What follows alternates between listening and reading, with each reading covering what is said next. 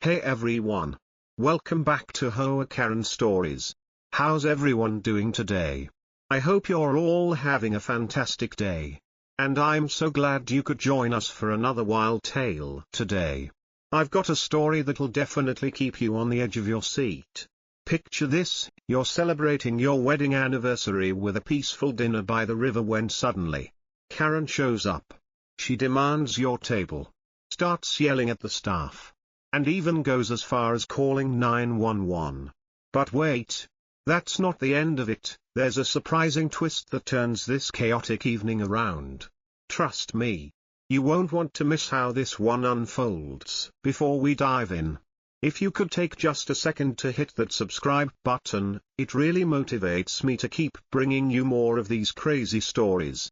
Now, let's get into it. It was a special day, the anniversary of my marriage to my wonderful wife. We had decided to celebrate at a charming riverside restaurant, a place we'd always wanted to visit. We had reserved a table right by the water, where the soft sounds of the river blended with the gentle hum of evening conversations. The sun had just begun to dip behind the trees, casting a golden glow over everything, and the air felt crisp and perfect for an intimate dinner. As we settled into our seats, I could see the happiness in my wife's eyes. We smiled at each other, toasting with our glasses of wine, enjoying the moment. Everything was going according to plan, until the door of the restaurant swung open with a loud bang. I turned my head, and there she was, Karen. The moment she walked in, her eyes scanned the room, and then her gaze locked onto our table. Without any hesitation, she stormed toward us. "Excuse me," she snapped, her voice high-pitched and demanding. "That's my table. You need to move." I was taken aback. "I'm sorry, but we've had this reservation for weeks," I replied, trying to keep my voice calm. Karen's eyes narrowed, and her lips curled into a smirk. "I don't care about your reservation. This is my table. I've been here before, and I always sit here." The nerve of her! My wife looked confused, but I could feel the anger bubbling up inside me. This was supposed to be a peaceful, romantic evening. I wasn't about to let this woman ruin it. Karen's voice cut through the peaceful atmosphere of the restaurant like a knife. I said, "Move. This is my table," she shouted, her face now turning a shade of red as she pointed directly at the table where we were seated. "I've been coming here for years. You're not going to steal my spot." I exchanged a quick, uncomfortable glance with my wife, trying to remain calm. "Mom, we've had this reservation for weeks, and this is our table," I said, keeping my tone steady despite the rising tension. "I'm sure there's been some sort of mix-up, but we're not going anywhere." Karen's eyes narrowed as she scoffed. "A mix-up?" She threw her hands up in the air dramatically. "Don't give me that. I know exactly where I sit. The restaurant knows I always take this spot." Her voice was escalating, now attracting attention from other diners around us. My wife was looking at me, her face filled with confusion and disbelief. She tried to stay calm too, but it was clear this woman wasn't going to let up. "Karen, please," I said, trying to reason with her. "We can find another table for you, but this one is ours." "No," Karen bellowed, her face flushed with anger. "I'm not moving. Get the manager now. I'm not going to sit anywhere else." The scene was becoming increasingly chaotic. Several patrons looked over, and the tension in the room was palpable. It was clear that Karen wasn't interested in compromise. She was determined to have her way, no matter who she had to drag into the situation. I waved for the manager to come over, but Karen wasn't done. "Get the manager here, or I'm calling the cops. I'll have you all thrown out of here for messing with me." Karen's frustration seemed to reach its boiling point. Her face was a vivid shade of crimson as she glared at the staff, then at me, and finally, at the other patrons who were starting to pay attention. "This is outrageous," she screamed, her voice sharp and trembling with fury. "You've crossed the line, and I'm not going to stand for it. This is my table, and you're taking it from me." I stood up, attempting to remain calm. But inside, I could feel the anger building. Mom, please. We're just trying to enjoy our dinner. We've done nothing wrong. But Karen wasn't listening. She pulled out her phone, her fingers shaking as she dialed 911. I need the police, she shrieked, holding the phone to her ear. I'm being harassed at a restaurant. I've been denied my rightful place. And these people are refusing to move. They're taking my table. The whole room went silent as Karen continued to rant into the phone, her words growing louder and more ridiculous by the second. Yes. I'm at the Riverside restaurant on Main Street. I demand that you send someone right now to handle this. This is a crime. I'm being wronged. My wife and I exchanged looks, both stunned by the absurdity of the situation. Karen's voice echoed through the restaurant as she painted the situation as if we were criminals. Just because we were seated at a table she believed belonged to her. Around us, the other diners began to murmur, some shaking their heads, others whispering in disbelief. The tension in the air thickened, and I could feel the judgmental stares of everyone around us. It was as if the entire room had become a courtroom, with Karen casting herself as the victim and us as the villains. She paced back and forth, occasionally glancing at the door as if expecting the police to burst in at any moment.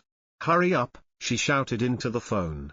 I need someone here now to deal with this. As Karen continued to scream into the phone, her voice filling the entire restaurant, the manager, an older woman with a calm but firm demeanor, finally appeared. She had been alerted by the staff, and I could see the frustration on her face as she approached us. It was clear she had dealt with difficult customers before, but nothing like this. The manager's presence immediately quieted the room, and everyone seemed to hold their breath, waiting to see how she would handle the situation. She walked over to Karen and calmly placed her hand on her shoulder, which made Karen freeze, her phone still pressed to her ear. Mom, I'm going to have to ask you to stop right now, the manager said, her voice firm but controlled. This behavior is unacceptable. Karen turned her venomous glare towards the manager, her eyes wide with defiance. I demand that these people move immediately, she barked. You're going to have a lawsuit on your hands if you don't fix this. The manager remained unfazed. No, Karen, she said coolly. This is not your table, and you do not have the right to demand someone else move. These customers have made a reservation, and they are seated in their designated spot. You need to understand that you are wrong. But this is my spot, Karen argued, her voice cracking with frustration. I've been coming here for years, and I always sit here. I'm a VIP. She tried to step forward, but the manager stood her ground. I'm sorry, but that's not how it works, the manager replied firmly. You have no reservation for this table, and as a customer, you cannot demand someone else move. If you cannot accept that, then I'm going to have to ask you to leave. The words hit Karen like a slap. Her face twisted into an expression of pure disbelief as she opened her mouth to argue, but no words came out. The room seemed to hold its breath, watching her. She had no choice but to stand there, stammering, unable to process the reality that she was being asked to leave. Leave? Karen scoffed, taking a step back. You can't be serious. I won't let you get away with this. The manager's tone remained calm and unwavering. If you refuse to accept the situation, I will call security to escort you out, she said, her voice firm but without anger. Now, please leave if you cannot behave like a civilized guest. The tension in the room was palpable, and Karen stood there for a moment, her face a mix of rage and humiliation. She took a step toward the door, eyes darting around. But finally, after a few long seconds, she turned and stormed out, leaving a trail of whispers behind her. After a long, tense standoff, Karen finally realized that she wasn't going to win this battle. Her face was a mixture of shock and indignation as she glared at the manager. But the reality was undeniable, she had no authority here, and she couldn't intimidate her way into getting what she wanted. The manager, standing tall and unshaken, turned to the staff and gave a firm nod. "Please escort this lady out," she instructed without hesitation. Karen took a few steps back, her face contorting with fury. "You can't do this," she yelled. But her voice was beginning to crack. "You can't throw me out of my favorite restaurant. I'll have your jobs for this." But the manager remained unbothered, her composure never faltering. "You're welcome to leave on your own accord. Or we can call security to assist you. Either way, you're leaving." The staff, now visibly uncomfortable but resolute, approached Karen and gently guided her towards the door. She sputtered, cursing under her breath. But there was nothing she could do. As she walked past us, she shot a venomous glare our way. But I wasn't fazed. She had lost. Not long after, the police arrived. They spoke with the manager briefly and then turned to Karen. The officer, with a calm and authoritative tone, informed her, "There's been no criminal behavior here. This is a civil matter. And you've been asked to leave. If you do not comply, we will be forced to take further action." Karen's shoulders slumped as she realized the game was over. She muttered under her breath.